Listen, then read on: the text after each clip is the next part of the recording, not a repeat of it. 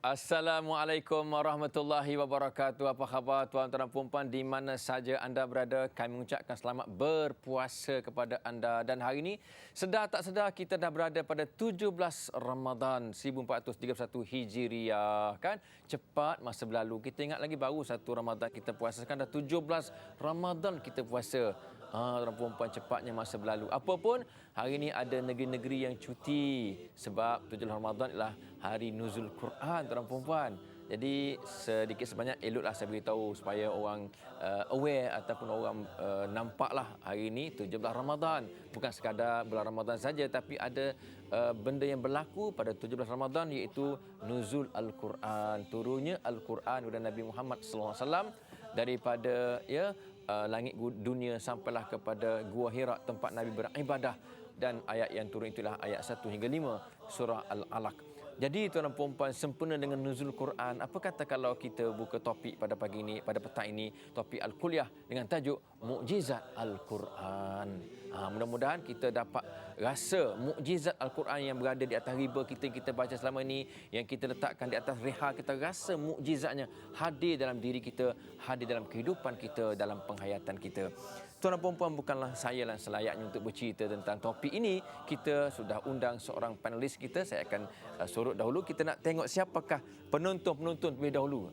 Yang memakai baju warna biru ni, siapakah mereka? Mereka adalah WI Daerah Ulu Langat. Assalamualaikum semua. Inilah WI Daerah Hulu Langat yang datang bersama dengan Al-Kuliah pada waktu ini. Jadi tuan dan puan-puan, saya perkenalkan ahli panel kita, tak lain tak bukan ialah yang bahagia Ustaz Zahazan Muhammad, seorang pendakwah dan juga penulis yang cukup terkenal di tanah air kita. Dah banyak buku-buku terbitkan, malah beliau juga penerbit buku-buku yang berunsur keagamaan. Jadi Assalamualaikum Ustaz. Waalaikumsalam warahmatullahi wabarakatuh. Alhamdulillah, hari ini kita berpuasa Ustaz ya. Dan terima kasih kepada penaja-penaja hadiah untuk penonton-penonton dalam studio pada petang ini. Bagi mereka yang mengutarakan soalan, sebenarnya adalah hadiah-hadiah tajaan. Antaranya ialah daripada produk Di Hatiku, yang memang khusus untuk penonton-penonton yang tanyakan soalan terus kepada yang bahagia Ustaz Zahazan Muhammad pada petang ini. Ada dia punya jusnya, ada dia punya kopi gojinya yang bagus untuk kesihatan dan kesejahteraan. Okey, berkat berkhasiat, rasanya pasti menyengat. Itulah tema kepada produk Di Hatiku. Dan juga terima kasih kepada Galeri Ilmu Sdn Berhad yang tidak pernah, orang kata apa, putus-putus bersama dengan Al-Kuliah, dengan dua majalah yang cukup hebat, majalah Anis dan juga majalah Aso. Jadi kedua-dua majalah ini hendaklah anda simpan di tempat yang sebaik, sebab ada ayat Quran, ada hadis Nabi, ada doa-doa yang terkandung dalam kedua-dua majalah ini. Terima kasih Galeri Ilmu Sdn Berhad. Dan juga terima kasih kita ucapkan kepada produk Aifa Health Sdn Berhad yang memang cukup bagus untuk masalah yang berkaitan dengan diabetes ataupun kencing manis. Aifa Health Sdn Berhad, anda boleh ambillah nombor telefon yang tertera di kaca TV anda untuk anda hubungi berapa harganya dan sebagainya. Jadi anda boleh hubungi Aifa Health Sdn Berhad. Dan juga kepada bihun yang memang sedap. Nak kata jelita tak jelita lah, tapi sedap. Keluaran Fama, inilah bihun. Okey. Jadi kepada anda yang berminat untuk mendapatkan bihun ini, sebenarnya pusat edaran dan jualan bihun sufi akan dibuka di Kuala Terengganu selepas Hari Raya Aidilfitri. Kalau berminat jadi pemborong dan pengedar, boleh hubungi talian 019 300 7088. Itulah nombor taliannya bihun edaran Fama ataupun keluaran Fama. Terima kasih Fama. Jadi tuan-tuan puan-puan, tanpa bermasa, apa kata kalau kita teruskan jendela Al-Kuliah pada petang ini, kita buka tirainya dengan satu persoalan yang cukup menarik untuk Ustaz Zahazan Muhammad. Kita bicara Ustaz Zahazan yang tentang mukjizat Al-Quran. Ramai baca, ramai pegang, ramai tengok Quran, tapi tak tahu apa itu mukjizat Quran. Kalau Isra Mi'raj Ustaz, barangkali kita tahu mukjizat hebat sebab Nabi ada burak, Nabi menembusi langit 7 yang lapis itu. Tapi mukjizat Quran sebab depan mata kita, kita tak rasa bila ada depan mata kita kehebatannya, keistimewaannya. Jadi Ustaz, bila kita sebut Al-Quran, mukjizat terbesar sebenarnya kepada Nabi Muhammad sallallahu alaihi wasallam, dan sampai ke saat ini dia kekal kepada kita Ustaz, dan dalamnya terhimpun segala benda. Fiqahnya ada, tauhidnya ada, jenayahnya ada, bab-bab jenayah, hukum-hukum jenayahnya, undang-undang ada, tentang masalah sains pun ada juga dalam Quran, teknologi pun ada. Boleh tak Ustaz ceritakan kehebatan Quran ini yang tidak tertinggal sedikit pun tentang kehebatan tentang masalah-masalah manusia dan masalah-masalah alam ini. Silakan Ustaz. Alhamdulillah, wassalatu wassalamu ala Rasulillah. Ustaz Fauzi dan para penonton di studio dan di rumah. Ya, mudah-mudahan Allah SWT kurniakan kepada kita kemanisan iman, Allah kurniakan kepada kita kekuatan. Kerana Ramadan ni seperti yang disifatkan, innama ja'a Ramadan li thalath. Quran, Ramadan datang untuk 3 perkara. As-siyam wal qiyam wal Quran. Ramadan datang di segi ataupun pada perspektif ulama salaf untuk 3 perkara, tuan-tuan dan puan-puan sekalian. Puasalah dengan sebenar-benarnya, qiyamlah dengan bersungguh-sungguh dengan salat tarawih dan juga salat isyak dan subuh secara berjemaah, dan kemudian salat-salat tahajud dan lain-lain. Dan yang ketiga untuk Al-Quranul Karim. Sebenarnya bila kita discuss tentang mukjizat Al-Quran ni, ada perkara pertama yang saya nak sentuh. Moga-moga muslim-muslimat semua memahami isu ni. Yang pertamanya berkaitan dengan Quran ni diturun sekaligus, yang dipanggil sebagai nuzul Quran. Dan ada di setengah umat Islam yang keliru tentang masalah Quran ni turun, mana satu yang betul. Quran ni diturunkan secara munajjam pada tempoh 27 tahun, 23 tahun, ataupun diturun sekaligus. Kalau turun sekaligus seperti nuzul Quran, macam mana maksudnya? Maksudnya, tuan-tuan puan-puan muslim-muslimat yang dirahmati dan dikasihi Allah sekalian, inna anzalnahu fi lailatin mubarakah inna kunna munzilin fiha yufraku kullu amrin hakim. Dari surah Ad-Dukhan itu Allah menggambarkan kami menurunkan Al-Quran itu sekaligus. Yang dimaksudkan di situ, kata para ulama tafsir daripada pandangan Ibnu Abbas radhiyallahu anhuma, maksudnya Quran turun sekaligus dari Lauh Mahfuz kepada Sama'ud Dunia. Kemudian barulah dia diturunkan dalam tempoh 23 tahun mengikut kepada keperluan, persoalan dan perkara-perkara yang berlaku semasa Nabi berada di Mekah 13 tahun dan di Madinah selama 10 tahun. Jumlah semuanya 23 tahun. Ini yang pertama. Yang kedua, kalau kita lihat mukjizat. Mukjizat ni satu ayat yang sinonim yang sedang kita bincangkan. Inna nahnu nazzalna dzikra wa inna lahu lahafizun. Mukjizat Quran yang paling besar sekali kerana ianya terjaga, terpelihara daripada zaman Nabi turun sampai ke hari kiamat, itu adalah janji Allah Subhanahu Wa Taala. Mukjizat ni kalau kita lihat muslim-muslimat sekalian, dia perkataan a'jaza. A'jaza makna melemahkan, menyebabkan seorang tidak dapat menandinginya. Tetapi bila para ulama usul bincangkan dari sudut istilahnya, perempuan boleh ikut ke bincangan saya ni? Boleh ya, macam kat universiti pula.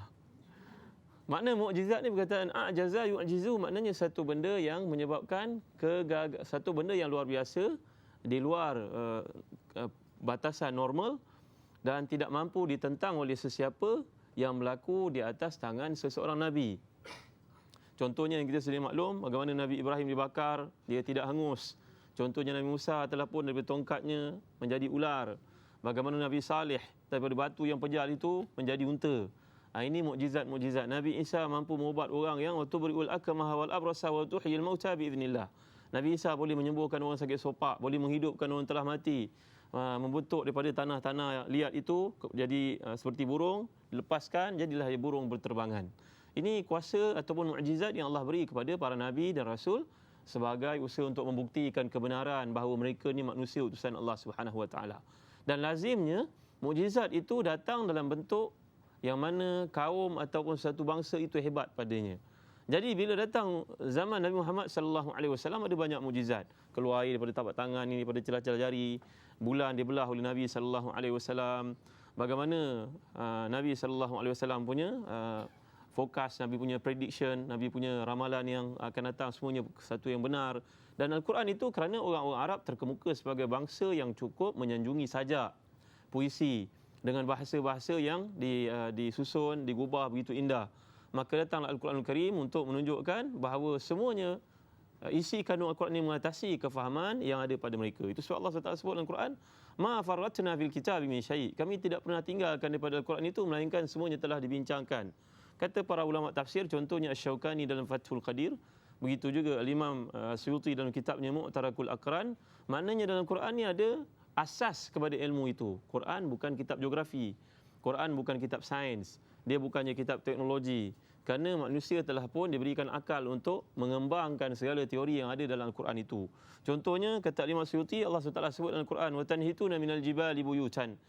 Kamu telah pun bangunkan daripada gunung-gunung yang pejar itu rumah-rumah supaya kita berfikir daripada bukit bukau itu boleh kita jadikan simen untuk pembinaan sebagai contohnya. Begitu juga kita baca dalam surah An-Nahl, cerita tentang lebah sebagai contohnya. Wa auha rabbuka ila an-nahli an ittakhidhi minal buyuti minal jibali buyutan wa minasyajari wa mimma ya'rishun. Allah suruh binatang namanya lebah itu, fihi shifaa'un linnas, dalam madu yang dihasilkan lebah ini adalah rawatan kepada manusia, menjadi penawar daripada penyakit manusia. Dan begitu juga dalam surah Al-Furqan Allah sebut wa kana baina dzalika qawama. Orang-orang beriman ini sifatnya pertengahan, tidak lebih dan tidak kurang. Ini juga menjadi asas dari sudut perubatan sebagai contohnya, kata Imam Asyuti. Itu sebabnya ustaz dan para penonton yang dimuliakan Allah sekalian, pernah Imam Syafi'i berada di Mekah untuk menunaikan ibadah haji. Maka Imam Syafi'i telah berkata kepada semua jumhur yang hadir, saluni ma badalakum wa ujibukum minal kitabillahil aziz. Tanyalah kepadaku, aku akan jawab daripada Al-Quranul Karim. Maka datang seorang bertanya kepada Imam Syafi'i, apakah hukum membunuh zanbur? Ma hukmu qatli zanbur fil haram? Apakah hukum membunuh zanbur? Apa zanbur ni? Tebuan. Apa hukum bunuh tebuan ketika berada dalam ihram? Kan kalau dalam ihram tidak boleh membunuh binatang, memotong pokok dan sebagainya. Maka Imam Syafi'i telah menjawab, benda ini ada dalam Al-Quran. Allah jelaskan, wa ma ataakumur rasulu fakhuzuhu wa ma nahakum anhu fantahu. Memanglah tidak disebut hukum bunuh tebuan dalam ihram, tapi dalam Quran kata, tanyalah kepada Nabi, ambillah kepada Nabi apa sahaja yang disampaikan. Khuzu ma, bagaimana Allah SWT ingatkan kepada kita supaya wa ma ataakumur rasul fakhuzuhu wa ma nahakum anhu fantahu. Apa sahaja yang Rasul bawa, ambil. Rasul SAW telah menjelaskan membunuh tebuan tidaklah jadi masalah ketika sedang melakukan ihram, ketika sedang melakukan ibadah haji ataupun umrah. Allahu a'lam. Okey, terima kasih Ustaz dan juga tuan puan. Kalau kita lihat antara kehebatan Quran, mukjizat Quran ialah kehebatannya tak dapat ditandingi oleh mana-mana penulisan. Walaupun Ustaz Zazan pernah menulis buku, majalah dan sebagainya, tapi tak dapat menandingi Al-Quran. Dan itulah kebenaran Al-Quran. Sampai satu potongan Quran pun tak boleh manusia tandingi. Bila Ustaz ceritakan, barangkali ada pernah dalam sejarah manusia-manusia yang cuba nak menandingi Al-Quran, cuba menulis satu surah, tapi kelakar jugalah surah tersebut. Sila barangkali Ustaz Zazan boleh ceritakan. Silakan Ustaz. Alhamdulillah wassalatu wassalamu ala Rasulillah. Kalau kita baca surah Wal-As, dalam kitab kita tafsir menjelaskan wal asr innal insana lafi khusr illadzina amanu wa amilus salihat wa tawassaw bil haqq wa tawassaw bis sabr. Pada masa itu ketika turun surah ini, seorang sahabat Nabi yang terkemuka namanya Amr bin Al-As, dia belum masuk Islam. Tapi dia dengar bacaan itu dilakukan oleh Nabi sallallahu alaihi wasallam. Maka dia pun pergi ke satu tempat yang jauh namanya Yamamah. Ketika sampai di Yamamah di Najd ini, dia berjumpa dengan seorang yang mengaku menjadi nabi namanya Musailamatul Kadzab. Musailamatul Kadzab ini adalah seorang yang mendakwa dia jadi nabi agar bumi dibahagi dua. Nabi ambil utara, dia ambil selatan. Maka Musailamah ni kata, wahai Amru, kamu datang dari Mekah, ada tak sebarang surah yang baru turun kepada kawan kamu di Mekah itu? Maksudnya Muhammad sallallahu alaihi wasallam. Jawapan Amru ada. Iaitu aku mendengar mereka baca wal asr innal insana lafi khusr. Dia kata aku pun ada turun begitu juga. Ada satu surah yang turun untukku. Ya wabar innama laka sadrun. Disebut wahai wabar. Wabar ni seekor binatang. Saya pun nak sebut pun tak reti lah Ustaz, nama Melayu dia apa. Mungkin mirkat manur kan. Seekor binatang seperti kucing yang duduk di padang pasir itu. Kamu ni satu binatang yang hebat. Dada kamu ke depan dan kamu boleh menggali dalam bumi. Kamu boleh menggali, membuat lubang masuk ke dalam, buat sarang dan sebagainya. Maka berkatalah Amr bin Al-As kepada Musailamatul Kadzab, demi Allah, aku ni memang tidak beriman dengan Muhammad. Masa itu dulu masuk Islam. Tapi apa yang kau cakap ni jelas karut-marutnya. Memang tak masuk akal. Takkanlah satu Quran yang turun, satu kitab yang turun daripada Allah nak cerita tentang binatang yang tak beri manfaat apa-apa kepada kita. Baik muslim-muslimat yang dirahmati dan dikasihi Allah sekalian. Sebenarnya bila Allah SWT cabar manusia untuk mendatangkan ayat-ayat yang seperti Al-Quran itu, kita dapat lihat dalam beberapa bentuk. Yang pertama, bila Allah jelaskan dalam surah At-Tur, falyatu bihadithin mislih wad'u man istata'tum min dunillah in kanu sadiqin. Falyatu bihadithin mislih in kanu sadiqin. Bawalah datang satu surah yang menyerupai Quran kalau kamu mampu, kalau mereka itu mampu. Nampaknya tidak ada jawapan, tidak ada kemampuan. Datanglah ayat yang kedua daripada surah Hud pula. Qul fa'tu bi asyri suwarin mithli wad'u man istata'tum min dunillahi in kuntum sadiqin. Kalau kamu tak mampu bawa macam Quran itu banyak, ada 6,000 lebih ayat, maka bawalah 10 surah pun cukup. Tak mampu juga. Datanglah cabaran yang ketiga daripada surah Yunus, fa'tu bi suratin mithli. Wad'u man istata'tum min dunillahi in kuntum sadiqin. Tak mampu 10, satu pun tak apalah. Tak boleh juga. Maka baru dah datang ayat ke-23 surah Al-Baqarah. Allah SWT mengatakan kepada orang kafir ini, wa in kuntum fi raibin mimma nazzalna ala abdina fa'tu bi suratin mim mithli. Kalau tak boleh satu surah, mim mithli. Mim mithli maknanya sedikit pun yang sama dengan satu surah pun cukup. Tak boleh juga 4 kali, tidak mampu mereka datangkan satu yang sama dengan Al-Quran Karim itu. Dan akhirnya datanglah firman Allah Subhanahu wa taala yang kelima, qul la in ijtama'atil jin wal insu ala ayatu bimithli hadzal Quran la ya'tuna bimithlihi walau kana ba'dhuhum li ba'dhin zahira. Katakan Muhammad, kalau berhimpunlah semua jin, semua manusia untuk mendatangkan sesuatu yang sama dengan Al-Quran Karim itu, nescaya tidak akan mampu mereka walaupun satu dengan yang lain saling bantu-membantu. Jadi ia merupakan satu final daripada Allah Subhanahu wa taala. 5 ayat ini telah pun meletakkan satu kepastian bahawa manusia tidak akan mampu untuk mencabar ayat-ayat Allah. Itu sebab dia seorang kafir. Dia datang jumpa Nabi, tiba-tiba Nabi bacakan untuknya satu surah Al-Haqqah. Maka bila dia dengar, dia kata, wallahi innahu lamughdiqu min asfalih, lamusmiru min a'la, inna lahu lahalawa wa alaihi latalawah. Wa ma huwa biqaulil bashar wa innahu la ya'lu wa la yu'la alaihi. Demi Allah, atasnya berbuah lebat, bawahnya mempunyai satu pegangan yang kuat dan dia cukup indah, dia tidak dapat diatasi oleh manusia. Demi Allah, dia lebih tinggi daripada segala-galanya walaupun fulan ini tidak masuk Islam akhirnya.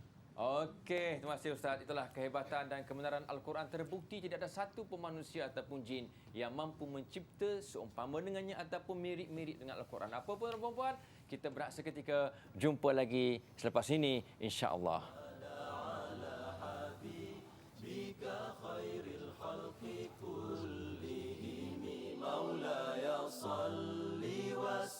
Alhamdulillah, terima kasih kepada anda semua penonton setia Al-Kuliah. Sampai kesan ini masih bersama dengan kami lagi dengan tajuk Mukjizat Al-Quran sempena dengan hari ini 17 Ramadan, Nuzul Al-Quran.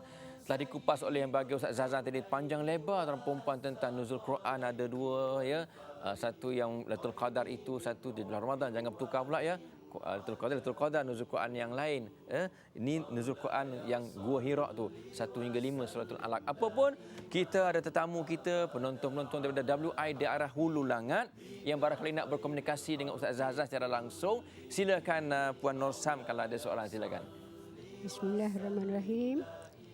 Saya Norsam binti Abdul Manaf, AJK WI daerah Hulu Langat. Ingin mengajukan soalan, apabila berlaku musibah seperti kebakaran, semua harta benda akan musnah. Tetapi Al-Quran tetap dalam keadaan asal tanpa sebarang kerosakan. Boleh Ustaz ulaskan? Okey, terima kasih Puan Norsam. Ini Ustaz, barangkali memang saya pun pernah dengar bila berlaku kebakaran dan sebagainya, yang lain rosak kerusi, rosak perabot, rosak dinding, rosak, hangus terbakar. Tapi Quran elok je tak rosak. Macam ada benda menjaganya. Silakan Ustaz, kupaskan. Alhamdulillah, wassalatu wassalamu ala rasulillah. Perkara ini biasa berlaku dan memang di luar ulasan yang boleh kita berikan. Kerana Allah SWT sendiri telah firman, sanurihim ayatina fil afaq hatta yatabayyana lahum annahu al-haq. Kami akan pasti tunjukkan kepada manusia ini tentang kebenaran Quran sampailah mereka tengok memang betul Quran itu adalah benar. Tapi perempuan, tuan-tuan yang dimuliakan Allah sekalian, saya nak pergi satu lebih jauh lagi. Ya, kalau kita lihat antara karamah yang diberikan oleh Allah SWT kepada para penghafaz Al-Quran, ini yang lebih patut kita fikirkan. Kerana dalam Sahih Bukhari ada satu bab menceritakan kitab Manaqibus Sahabah. Bab menceritakan tentang kelebihan para sahabat. Sebagai contohnya, ada seorang bapa kepada sahabat yang namanya Jabir. Bapa dia nama Abdullah bin Al-As. Abdullah bin Al-As ini seorang sahabat Ansar yang mana dia menghafal Al-Quran. Dan kebanyakan sahabat-sahabat yang hafal Al-Quran, apabila mereka ni digali kubur untuk dialihkan ke tempat lain, ternyata tubuh itu tidak rusak sedikit pun. Ini disebut dalam kitab Sahih Al-Bukhari. Bahkan di kalangan kita pun kita biasa mendengar seperti ini. Kalau Quran itu dipelihara Allah SWT, ini satu benda yang hebat. Dan kalau manusia yang menghafal Quran tidak musnah tubuhnya di zaman walaupun telah dikumikan lama, itu lebih hebat. Kerana Allah SWT meletakkan manusia itu sebenarnya lebih tinggi. Kerana Nabi SAW dalam peristiwa Hajatul Wada', Nabi sebut rumah ini haram. Inna hadzal bait haramun alaikum ka hurmati yaumikum hadza fi baladikum hadza. Nabi sebut ini haram. Tapi manusia yang tawaf di sini lebih besar kemuliaannya di sisi Allah Subhanahu wa taala. Maka ini satu perkara yang menunjukkan kehebatan Allah Subhanahu Wa Taala. Allahu a'lam. Okey, terima kasih Ustaz. Bukan sekadar Al-Quran tidak akan rosak, malah manusia yang menghafaz Quran, yang hidup dengan Quran pun tidak akan rosak jasadnya bila dikebumikan dalam kubur nanti. Sebab kita pernah dengar imam-imam ataupun ustaz-ustaz, guru-guru agama yang kerjanya mengajar, ngaji Quran budak-budak ke masjid, meninggal dunia, tapi jasadnya masih hidup lagi walaupun berpuluh tahun ditanam ketika nak dialih ataupun dipindahkan kuburnya. Okey, kita teruskan soalan daripada Puan Siti Arfah kalau ada. Silakan Puan Siti. Bismillahirrahmanirrahim. Saya Siti Arfah, AJK WI Daerah Hulu Langat, ingin mengemukakan soalan kepada Ustaznya. Terdapat individu bukan Islam yang mengkaji Al-Quran dengan tujuan asal hanya untuk mengetahui isi kandungannya sahaja. Tetapi setelah memahaminya, mereka terus memeluk agama Islam. Saya minta Ustaz beri komen. Terima kasih Puan Siti Arfah. Ini banyak berlaku juga Ustaz, kadang-kadang sekadar untuk tahu tapi akhirnya mereka jumpa kebenaran dalam Quran dan akhirnya mereka menganut agama Islam. Barangkali Ustaz boleh kupaskan panjang lebar. Silakan Ustaz. Alhamdulillah wassalatu wassalamu ala Rasulillah. Kalau tuan-tuan dan puan-puan sekalian berkesempatan, saya cadangkan untuk membaca sebuah buku. Buku ini ditulis oleh Ustaz Muhammad Nizam bin Abdul Qadir. Seorang yang biasa masuk al-kuliah, hafizahullah. Beliau menulis satu kitab bertajuk Beginilah Al-Quran Mengajar Kami. Beginilah Al-Quran Mengajar Kami. Pentingnya Al-Quran ni kalau kita lihat bagaimana Allah Taala turunkan ayat yang khusus untuk menegur Nabi sallallahu alaihi wasallam dalam kematian Abu Talib. Innaka la tahdi man ahbabta walakin Allah yahdi man yasha. Muhammad, kamu tidak akan beri hidayah kepada siapa yang kau kehendaki. Sungguhnya Allah lah yang menetapkan hidayah. Ada seorang penulis Arab, dia menulis sebuah buku bertajuk Al-Ilmu Yad'u ila al-Iman. Ilmu ni menyebabkan kita dekat dengan Allah Subhanahu wa taala. Kalau kita kaji Al-Quran Al-Karim, memang tidak dapat dinafikan berbagai-bagai kemukjizatan yang terdapat dalamnya. Contohnya dalam surah Al-Anbiya kita baca awalam yaral ladzina kafaru annas samawati wal arda kanata ratqan fafataqnahuma wa ja'alna minal ma'i kulla shay'in hayy. Ini adalah teori Big Bang yang mana bila Allah SWT menjadikan bumi dan langit itu asalnya satu, kemudian dia berpecah menjadi dua. Ayat ini saja telah menyebabkan beberapa orang sarjana di Perancis masuk Islam. Jadi perkara sedemikian adalah urusan hidayah Allah Subhanahu wa taala. Hidayah yang Allah berikan kepada manusia.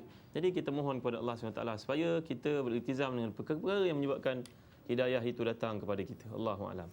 Terima kasih Ustaz. Itulah tuan-tuan perempuan tentang hidayah daripada Allah Ta'ala dan salah satunya ialah Al-Quran itu pemberi hidayah kepada kita. Hudan lil muttaqin, memberi petunjuk kepada manusia yang bertakwa. Teruskan Puan Zaitun, ada soalan tak? Silakan Puan Zaitun. Terima kasih.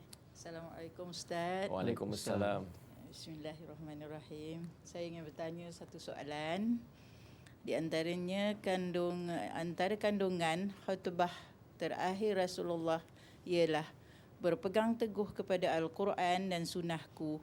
Percaya kamu tidak akan sesat selama-lamanya.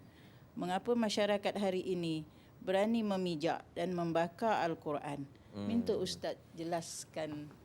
Terima kasih Puan Zaitun. Tergamak ada orang pijak Quran Ustaz, ada orang tergamak kencing atas Quran pun ada juga tergamak. Jadi ada yang bela-bela kan hantu toyo kadang-kadang ni dia tergamak Ustaz, Quran tu dia buat sapu najis dia. Sebab nak bela toyo ataupun dia punya pelesit hantu raya dia. Ni dekat nak raya ni banyak hantu keluar. Jadi Ustaz boleh tak Ustaz komenkan sikit silakan.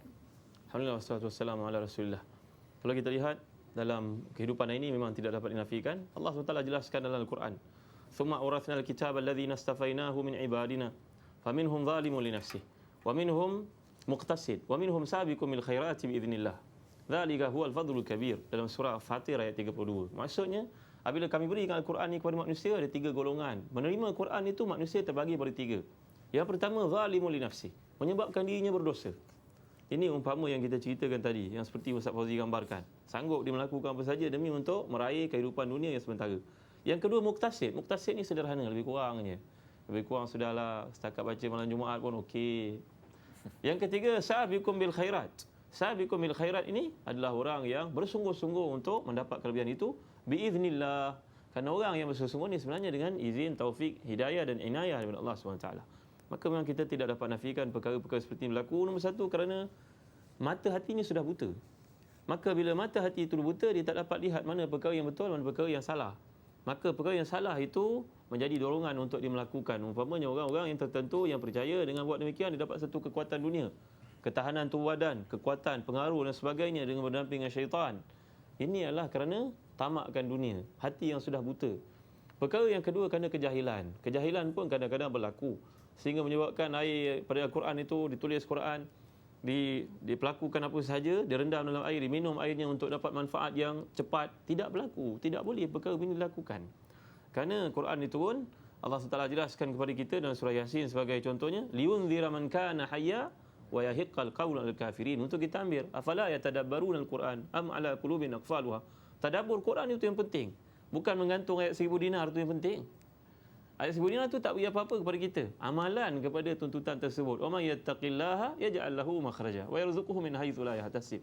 Amalan kepada ayat itu ia jadi keutamaan sehingga Allah beri kepada kamu rezeki. Adapun setakat menggantung untuk dapat manfaat, dapat jadi kaya cepat, ini tidak ada dalam hadis, tidak ada dalam Quran. Ini dua perkara yang penting. Satu, kerana hati sudah buta. Nombor dua, kerana jahil. Maka berlakulah perkara-perkara yang mungkar itu yang dapat kita lihat dan kita dengar pada hari ini.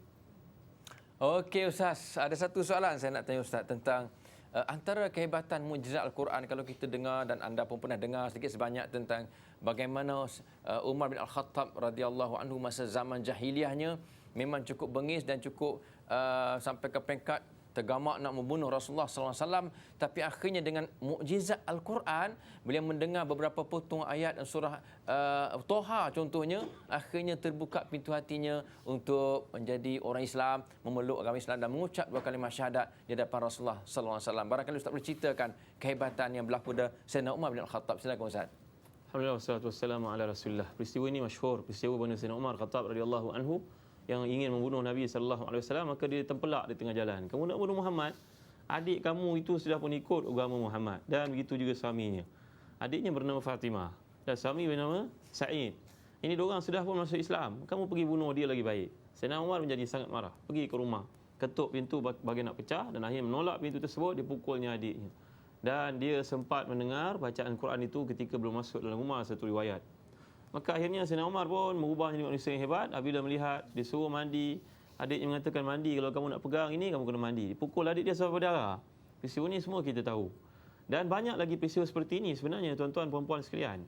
Kalau kita baca dalam kitab Hayatus Sahabah, Hayatus Sahabah ni satu kitab yang menceritakan tentang perjuangan para sahabat, kehidupan mereka, keluarga mereka, perkahwinan mereka, wajib dibaca. Antara terjemahan yang terbaik saya telah lihat dalam pasaran, cetakan Darul Nu'man. Kalau tak silap ada 3 jilid. Baik sekali kitab ini, sila baca. Ada kisah tentang seorang sahabat yang telah pun menyertai Nabi SAW. Tapi malangnya bila dia berpindah ke Syam, ke Syria, di sana dorongan untuk melakukan maksiat banyak, maka dia telah pun bersama dengan orang yang mungkar, sesat, tergelincir. Sayyidina Umar akhirnya menjadi khalifah, bertanya, mana pergi fulan, lama dah aku tak nampak batang hidungnya. Bahasa mudah faham bahasa orang Melaka. Maka jawablah, dikatakan bahawa fulan ni telah pun tersasar. Sayyidina Umar kata, silalah panggil dia, dia tidak mau datang. Sayyidina Umar ambil ayat daripada surah Ghafir. Ghafiriz dzanbi wa qabil taubi syadidil iqabi dzit taul. Ayat ni 4 saja tulis atas kertas, masukkan dalam envelope, sila hantar kepadanya. Sahabat ini sudah jadi kaki minum arak. Bila dia baca ayat ini, menangislah dia, turunlah air mata ke janggutnya dan berhenti minum arak, bertaubat balik semula. Ini satu kisah. Ini disebut oleh Al-Imam Az-Zahabi dalam kitabnya yang bertajuk Siyar Alamin Nubala. Satu lagi kisah yang menarik tentang para sahabat yang berubah, tabi'i. Kalau kita lihat ada anak kepada seorang yang bernama Al-Ma'mun. Al-Ma'mun ni seorang khalifah Islam yang kaya raya. Tiba-tiba pada satu hari anaknya melihat satu peristiwa, melihat orang susah, dia pun terfikir, kenapalah aku ni orang yang senang, orang susah seperti ni ada, bila akan berlaku keadilan. Akhirnya dia pun lari mencari ulama untuk belajar dan baca Al-Quran. Akhirnya berubah jadi seorang yang saleh, meninggalkan istana. Al-Ma'mun terkejut bila mencari anak ini tidak berjumpa. Yang ditemuinya bila anak dia sudah mati, kata guru itu, wahai Al-Ma'mun khalifah, anak tuanku ni sudah mati, sekarang bukti bahawa dia mati ni cincin dia. Kerana terlalu kuat beribadah, kerana membaca Al-Quran dan dia faham. Awaman kana maitan fa ahyainahu wa ja'alna lahu nuran yamshi bihi fin nas kama mathaluhu fi dhulumat laysa bi kharijin minha. Ayat 122 surah Al-An'am. Sama tak? Manusia yang baca Quran yang dapat manfaat daripadanya dengan manusia yang lalai. Tidak akan sama. Maka artinya kepentingan untuk kita mengerti Al-Quran untuk dibacakan selalu secara berturut-turut berterusan, istiqamah, barulah dia akan datang kesan yang nyata kepada diri seseorang. Allahu a'lam. Terima kasih Ustaz. Alhamdulillah, itulah tentang perempuan, tentang mukjizat Al-Quran yang kita bincangkan pada petang ini dalam Al-Kuliah, yang sebenarnya Al-Quran itu pendamping kita dalam hati kita, dalam kehidupan kita. Apapun kita berat seketika, kita jumpa lagi selepas ini insya-Allah.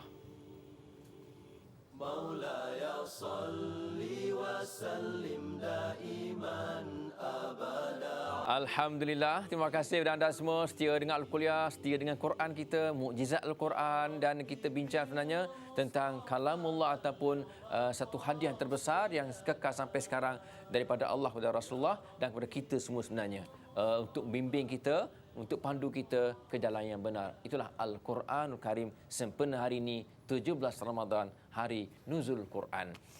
Ustaz, berbalik dari soalan kita, kalau kita lihat sebenarnya antara mukjizat Al-Quran ialah dia mendahului zaman. Barangkali ada orang sedar, ada orang tak sedar. Quran mendahului zaman. Banyak perkara sebenarnya bincang Al-Quran yang kadang-kadang manusia ketika itu tahu lagi, Ustaz.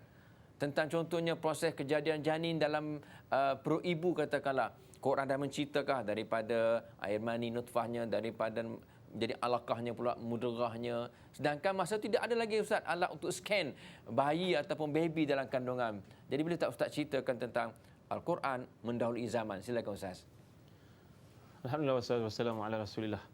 Memang kalau kita lihat dalam firman Allah Subhanahu wa taala dalam surah Al-Qiyamah, la uqsimu yaumil qiyamah wa la uqsimu min nafsil lawamah. Ayahsabul insanu alla najma'a idhamah bala qadirina ala an nusawwiya banana. Ayat surah Al-Qiyamah ni menjelaskan kepada kita bahawa aku bersumpah dengan hari kiamat. Bagaimana Allah jelaskan, manusia itu menyangka bahawa mereka tidak akan dikumpulkan balik semula. Bala qadirina ala an nusawwiya banana. Sedangkan kami mampu untuk menyamakan jari-jarinya. Para ulama di kalangan salafus salih mentafsirkan ayat ini sebagai contohnya Al-Imam Ibn Katsir, Al-Imam Syaukani, Al-Imam Al-Baghawi, Ibn Atiyah Al-Andalusi, Ibn Jarir Tabari. Ulama-ulama salaf ini mereka menterjemahkan bahawa nusawwiya banana makna jari ini tidak sama semuanya. Dia tidak sama panjang. Kerana masing-masing memainkan peranan yang tertentu. Tapi di kalangan ulama-ulama moden menjelaskan bahawa banan maksudkan ini dia, ibu jari kita. Tidak ada seorang manusia pun dalam dunia pada hari ini memiliki jari melainkan berbeza daripada orang lain. Tidak sama. Bagaimana Allah telah jadikan manusia ini identitinya pada ibu jari ini. Ini satu bukti kehebatan Al-Quran Al-Karim. Walaupun demikian, saya amat setuju dengan pandangan yang dikemukakan oleh Syed Qutb rahimahullah. Beliau ni adalah seorang pentafsir yang terkemuka dan memiliki satu kitab tafsir namanya Fi Zilalil Quran. Hebatnya ibu-ibu sekalian, Syed Qutb ni dia menghabiskan tafsir Quran itu dalam penjara. Menulis ketika ditahan itu, menulis dia komplit 30 juzuk. Allahu Akbar, hebatnya. Maka beliau menulis mengatakan bahawa sebenarnya para ulama, mauqif para ulama, pendirian para ulama, ayat-ayat tentang sains yang ada dalam Quran ni barangkali tidak wajar kita tonjolkan sangat-sangat, lebih-lebih sangat. Kerana barangkali ini teorinya begitu menepati Quran. Kerana sains ini satu benda yang sifatnya berubah-ubah. Nanti kelak akan berubah pula teori itu, bagaimana kita nak taufikkan dengan Quran yang sebelum ini sama dengan teori yang terdahulu. Jadi ada baiknya kalau kita berhati-hati, kerana itu kalau kita mengkaji pandangan para ulama mufassirin, mereka amat berjaga-jaga untuk mentafsir, melainkan melihat kepada kandungan yang terdapat dalam hadis dahulu, pandangan daripada asar salafus salih dahulu, kemudian barulah datang teori-teori moden untuk dilihat, diselaraskan. Ini adalah penting bagi mengelakkan nanti timbul satu keadaan teori tersebut diperbaiki, diperelokkan. Macam contohnya surah Ar-Rahman kan, fa idzan syakkatis sama'u fakanat wardatan kadihan. Adalah seperti langit itu seperti kelopak bunga yang sudah pun merah, yang akan kelihatan seperti bau berkembang. Ini apa maksud sebenarnya? Para ulama tafsir mengatakan ini adalah gambaran alam akhirat besok bila mereka akan berlaku kiamat, bila mereka akan menghadapi kiamat. Tapi di kalangan yang moden mengatakan ada gambaran daripada NASA dan sebagai contohnya melihat bumi itu pada waktu petang, gambarnya seperti keadaan kelopak bunga seperti dimaksudkan dalam surah Ar-Rahman. Kadang-kadang kita perlu faham, bukan begitu maksudnya. Dia barangkali ada keserupaan, tetapi dari sudut ketelitian bila kita lihat ada perkara-perkara yang menjelaskannya. Adapun dalam bab bala qadirina ala an nusawwiya banana, boleh. Ini boleh kita masukkan dalam satu teori sains. Bukti kehebatan Allah Subhanahu Wa Taala menjelaskan bahawa jari manusia ini tidak sama. Allah maksudkan dalam ayat yang begitu hebat. Ketika Abu Lahab, Abu Jahal diperdengarkan ayat seperti ini dahulu, golongan musyrikun itu, mereka mengkagumi kehebatan struktur ayat. Kerana ijaz Quran ini terdiri daripada 3. Yang pertama, isyarat-isyarat ilmu yang ada dalamnya seperti ayat yang kita bincangkan ini. Yang kedua, kisah-kisah yang terdahulu sedangkan kita tidak ada bukti terhadap peristiwa-peristiwa tersebut. Lambat laun barulah kita terbukti, kita lihat bahawa memang benar laut mati itu adalah tempat peninggalan manusia yang telah diterbalikkan. Kemudian arkeologis baru buktikan Yang ketiga yang dapat kita lihat dalam Al-Quranul Karim ini, iaitu struktur bahasanya yang cukup cantik dan indah, yang tidak dapat ditandingi. Jadi bila tiga komponen ini berhimpun, barulah lahir apa yang dinamakan sebagai mukjizat Al-Quranul Karim itu. Allahu a'lam. Okey Ustaz. Satu lagi Ustaz, soalan cepu mas ni. Kita cerita about mukjizat Al-Quran. Mukjizat Al-Quran memang hebat sebenarnya. Bukan orang kata apa, bukan sekadar untuk tujuan-tujuan tertentu yang barangkali saya lihat hari ini Ustaz, kadang-kadang Quran dijadikan untuk hiasan, macam Ustaz sebutlah, hiasan. Tapi Ustaz, kadang-kadang ada rumah tersebut Quran jadi hiasan untuk memenuhi dinding saja Ustaz. Dinding macam ni dia pun buatlah frame dinding macam ni, besarnya macam ni, sebab nak menghias rumahnya. Ataupun menghias keretanya kan, dan sebagainya dengan ayat Quran dan sebagainya. Ada juga yang menjadikan azimat Ustaz. Dia pakai azimat kononnya itu untuk pengasih dan sebagainya. Dia tampal kat perut ke, tampal kat ketiak dan sebagainya. Kadang-kadang Ustaz, Quran dijadikan sebagai ialah, yang ini banyak berlaku sekadar hantaran saja ya. Ya, hantaran. Kadang-kadang baca pun tidak. Kadang-kadang Quran dijadikan bahan untuk bacaan untuk si mati saja, sedangkan Ustaz kata tadi Quran jadikan untuk orang hidup sebenarnya. Dan ataupun malam-malam tertentu baca Quran. Jadi Ustaz cerita tentang Ustaz, tentang mukjizat Quran ni, dia sebenarnya sebagai pembimbing kita, panduan kita dunia akhirat, bukan sekadar itu saja Quran. Kalau sekadar itu tak nampak mukjizatnya. Silakan Ustaz. Alhamdulillah wassalatu wassalamu ala Rasulillah. Dr. Yusuf Qaradawi sebenarnya menjelaskan tujuan Quran itu turun, maqasid Al-Quran. Maqasid ni mana objektif Quran. Memang benar dalam Quran dan mengatakan tentang as-sariqu was-sariqatu faqta'u aydiyahuma jazaan minallah. Orang yang mencuri itu dipotong tangannya, lelaki dan perempuan. Mencuri yang lelaki, pencuri yang perempuan dipotong tangannya. Tapi Sayyidina Umar faham ayat ini Ustaz. Sebenarnya Quran ni sebaliknya ada maqasid. Maqasid mana objektif. Objektif Quran ni sebenarnya dibangunkan di atas beberapa perkara. Yang pertama, kalau kita lihat Quran ni, tujuan datang dia lah untuk meluruskan akidah, membetulkan akidah, supaya manusia tidak bergantung kepada selain daripada Allah Subhanahu Wa Taala. Kerana Allah itu adalah tempat mutlak kita merujuk. Ini nombor satu. Nombor dua, kalau kita lihat tujuan Quran datang seperti yang disebut oleh Dr. Yusuf Qaradawi, para ulama yang bincang dari sudut usul, dari sudut maqasid Al-Quran, bahawa Quran datang untuk memuliakan manusia. Kerana itu Allah turunkan ayat, walaqad karramna bani Adam wa hamalnahum fil barri wal bahr wa razaqnahum minat thayyibat. Manusia ni mulia. Manusia ni mulia seperti yang saya sebutkan awal-awal tadi. Maka Quran datang untuk menegaskan, menunjukkan kemuliaan ini. Tidak ada perhambaan antara satu sama lain. Islam datang nanti 23 tahun kelahiran Nabi Muhammad membawa dakwah itu, akhirnya sudah tidak ada perhambaan lagi. Kemudian kita lihat antara tujuan Quran juga adalah mengajak manusia kepada mentauhidkan Allah Subhanahu Wa Taala, menyembah Allah, beribadah kepadanya dalam seluruh bentuk.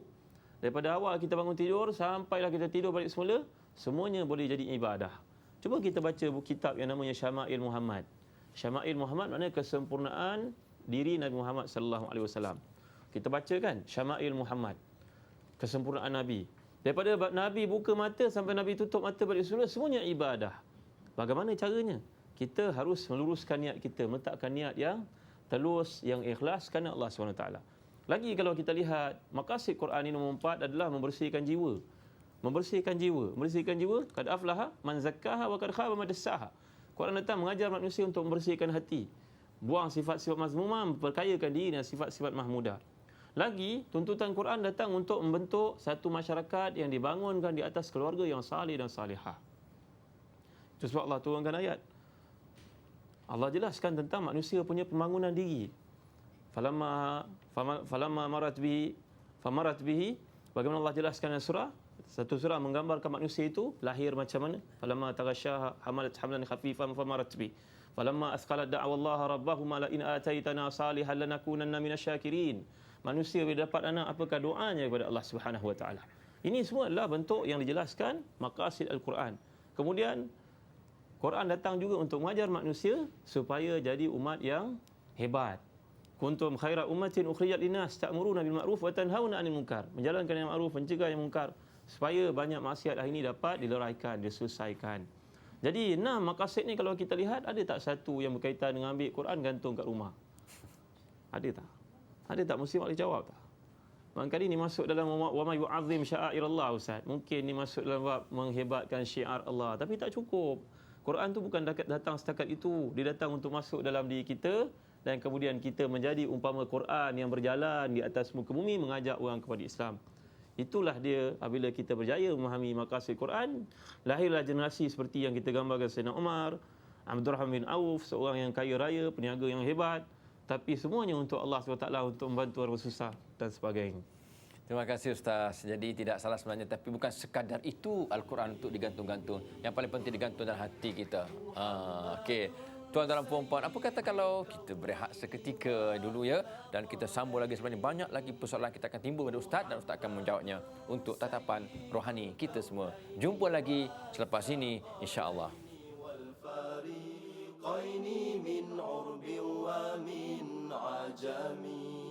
Okey, Alhamdulillah. Terima kasih kepada anda semua yang setia bersama Al-Kuliah dengan tajuk Mukjizat Al-Quran yang sentiasa kita baca. Ustaz Zazan, kalau kita lihat Ustaz Zazan, memang Ustaz sebut tadi Al-Quran sebenarnya mendatangkan akidah yang betul kepada kita, keimanan yang hebat kepada kita dan sebagainya.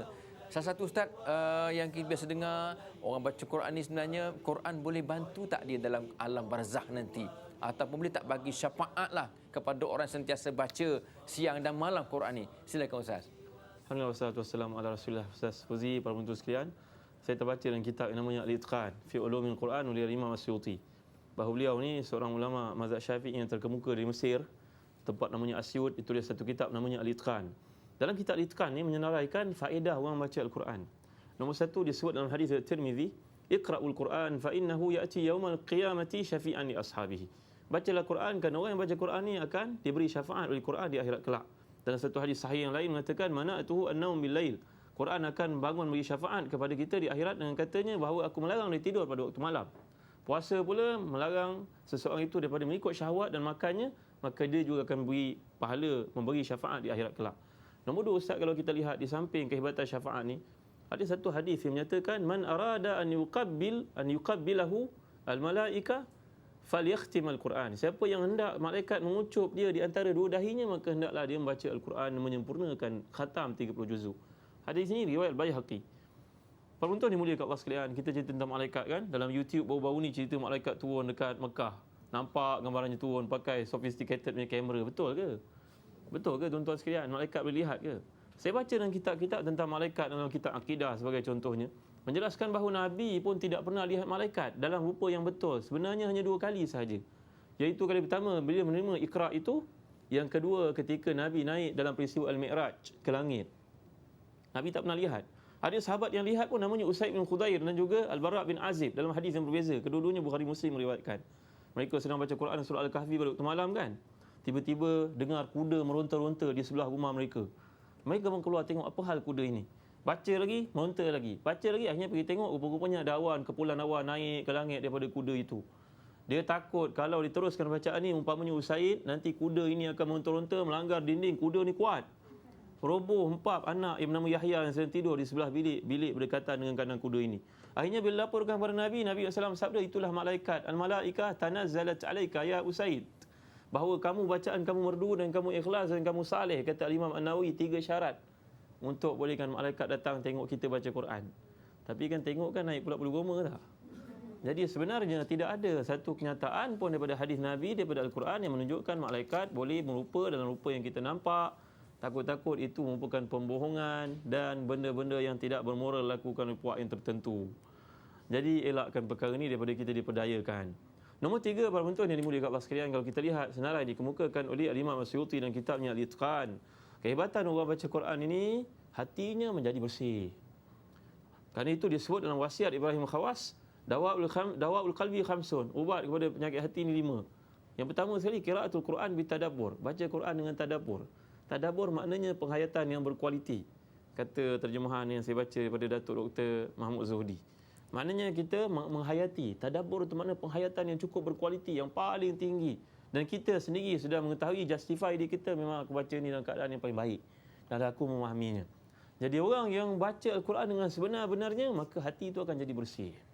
Kerana hati manusia ni jangan kita hendaklah kita tahu terdiri pada 4. Yang pertama, qalbun a'ma, hati yang buta.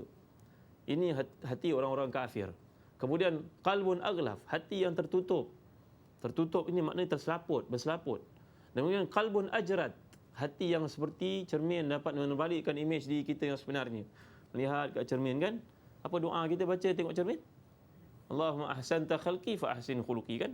Ya Allah, Engkau elokkan kejadianku, maka elokkanlah akhlakku. Tengok bulu hidung sudah panjang, kena gunting, contohnya. Itu dia hati yang benar. Kemudian hati yang keempat adalah hati yang dipanggil tamuddu maddatani. Maddatul iman wa maddatul nifaq. Hati yang keempat ni kadang-kadang dia baik, kadang-kadang dia tersasar. Maka leka-leka dia bertaubat kepada Allah Subhanahu Wa Taala. Jadi perempuan yang dimuliakan Allah sekalian, banyak faedah membaca Al-Quran Karim. Ini cerita Usaid bin Khudair, malaikat turun. Bara' bin Azib. Begitu juga ada seorang sahabat yang baca surah Al-Mulk, nak tidur pada waktu malam, jangan tidur sampai baca beberapa surah yang menjadi amalan Nabi sallallahu alaihi wasallam. Contohnya surah Al-Mulk. Al-Mulk. Tabarakalladzi biyadihil mulk. Yang kedua, amalkan baca surah As-Sajadah. Yang ketiga, baca surah Al-Kafirun. Yang keempat, baca surah Al-Ikhlas. Yang kelima, baca surah apa dia? An-Nas, Al-Falaq dan juga An-Nas. Lama panjang sangat. Belum habis satu dah tidur. Tak ada masalah, kita cuba ikhtiarkan sedikit. Memang tarikan syaitan pada waktu itu untuk kita tiru tinggi supaya kita mengabaikan pedoman-pedoman tersebut sehingga akhirnya syaitan dapat bermaharajalela dalam hati kita. Allahu a'lam. Okey Ustaz, kita dah sampai ke penghujung rancangan pada petang ini tentang tajuk Mukjizat Al-Quran. Boleh tak Ustaz berceritakan sebagai kesimpulan tentang Mukjizat Al-Quran sebelum kita tutup tirai Al-Kuliah pada petang ini? Silakan Ustaz. Penonton yang dimuliakan Allah sekalian, ambillah peluang untuk baca Al-Quran Karim. Kerana Nabi SAW sendiri telah pun dibacakan Jibril bersama dengan Nabi 2 kali pada Ramadan yang terakhir sebelum Nabi wafat. Dan kalau kita baca Salafus Salih, contohnya Imam Syafi'i mengkhatamkan Quran 60 kali dalam bulan Ramadan dalam sembahyang. Imam Abu Hanifah mengkhatamkan Quran dalam 1 rakaat dalam sembahyang dalam bulan Ramadan.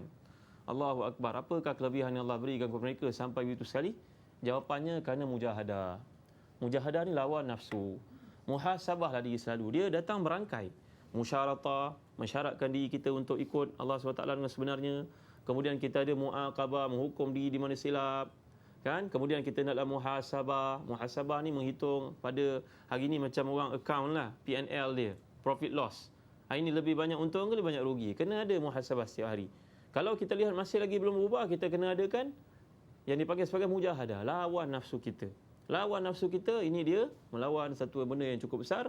Banyaklah mohon kepada Allah. Contohnya doa yang Nabi ajar, Allahumma a'inni ala zikrika wa syukrika wa husni ibadatik. Begitu juga dalam bulan Ramadan, Allahumma innaka afuwun tuhibbul afwa fa'fu anni. Dalam hadis Tirmizi. Hadis yang lain, Allahumma inni as'aluka ridhaka wal jannah wa a'udzubika min sakhatika wan nar. Sahur jangan abaikan, kerana sahur ni ada banyak faedah, antaranya supaya kita biasa qiyamul lail. Dan hari-hari Ramadan ni banyakkan sedekah. Kerana afdalus sadaqah sadaqatu Ramadan, seperti diriwayatkan oleh Al-Bazzar. Sebaik-baik sedekah dalam bulan Ramadan, dan usahalah untuk menaja seseorang berbuka puasa walaupun dengan sebiji tamar. Kerana hadis yang sahih menjelaskan, man fatara sa'iman falahu ajruhu la yanqus min ajrihi syai'un. Berilah orang lain buka puasa hingga menyebabkan pahala yang dimiliki olehnya kamu dapat menghati sama, tidak kurang sedikit pun, tanpa menjejaskan apa yang ada pada beliau. Allahu a'lam. Terima kasih bagi Ustaz Zazza Muhammad, tuan perempuan seorang pendakwah dan juga penulis dalam dunia Islam kita pada hari ini, seorang ulama muda yang berbakat. Tuan perempuan, terima kasih kepada beliau dan juga ada anda semua tentang kita telah bincang tentang mukjizat Al-Quran sebagai petunjuk, memberi hidayah kepada kita semua supaya tidak tersasar ataupun tersesat dari jalan yang sebenarnya, insya-Allah. Terima kasih kepada WI, Daerah Hulu Langat yang turut hadir bersama kita pada petang ini, dan anda semua. Insya-Allah kita akan jumpa pada minggu hadapan dengan tajuk yang lebih menarik, insya-Allah, yang berkaitan dengan bulan Ramadan juga, iaitu Lailatul Qadar. Bersama dengan yang berbahagia, Sahibus Samaha Datuk Abu Hasanuddin Al-Hafiz. Jumpa lagi minggu hadapan. Assalamualaikum warahmatullahi wabarakatuh.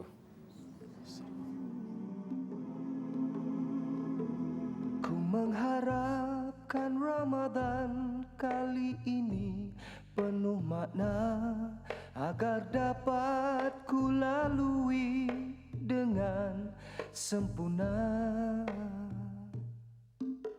Selangkah demi selangkah, setahun sudah pun berlalu. Masa yang pantas berlalu, hingga tak terasa aku berada di bulan Ramadan. Semula ku mengharapkan Ramadan kali ini penuh makna,